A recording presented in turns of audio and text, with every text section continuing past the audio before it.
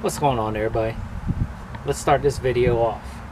We're gonna be working on putting a gauge panel in the car.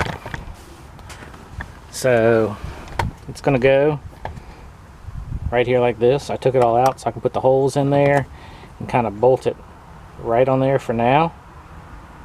And then we can run everything through the back, through the firewall, and into the motor and get all that wired up. So let's get on that real quick. Alright, so I got a little template where the holes are going to be. I'm going to put that right on top. And then we just drill them through.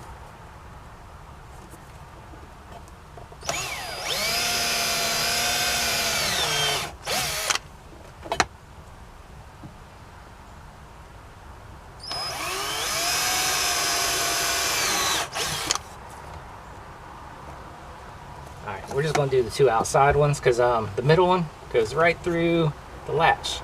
So that one ain't going to work. And then we can bolt that on and get the gauges in.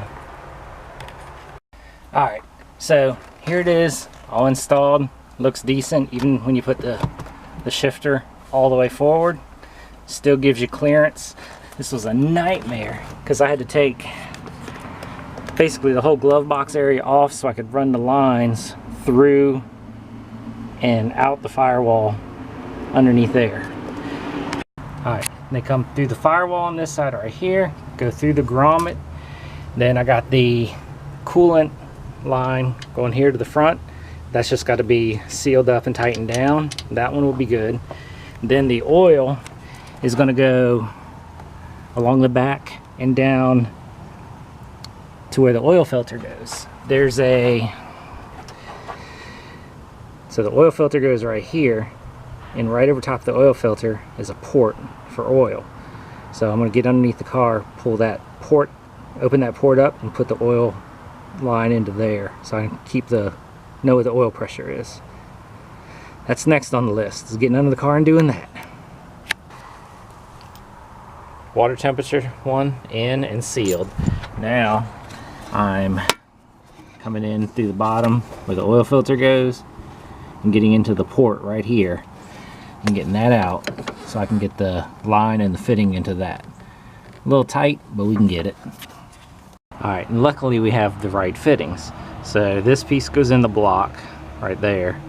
Then this piece screws into that. And then the hose goes on, and this is the clip, so, or the connection for the hose to hold on. So yeah, it's a three-piece setup, but seal it up, it'll fit in there perfect and there's no issues. Alright, so there's the line for the oil pressure gauge all installed. Now I just got to get the wire kind of tucked up and tucked around along the firewall so it'll look a little more out of the way and all that kind of stuff. Alright, so now let's get on to wiring some of this stuff up. At least I love that it's all easily labeled, you know, injectors and all that stuff. So let's go ahead and start getting this in. So we got, let's see, CTS, that's coolant temperature sensor. That one goes there. Alright, now you got injectors.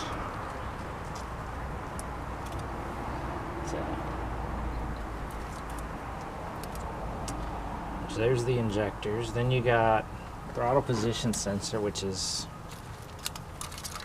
right here. I hope there's enough wiring for all this.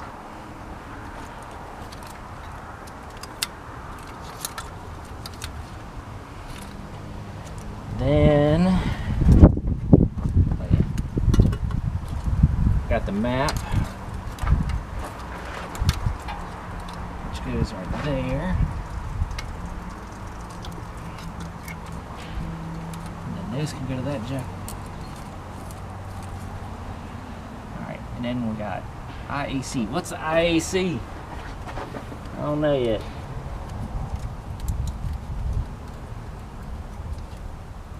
Let's see here. The injector's plugged in.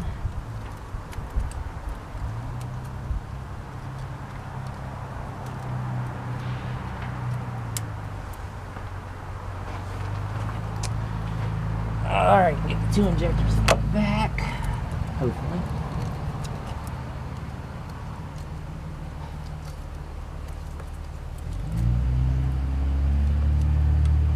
And I'll tell you, they don't leave a lot of extra.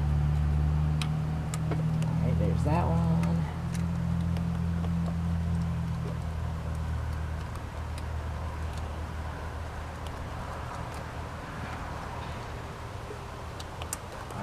There's the injectors. Now we gotta find that last one.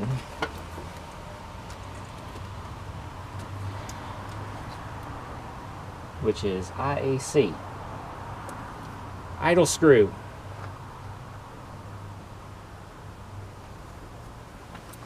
It's gotta go around here somewhere.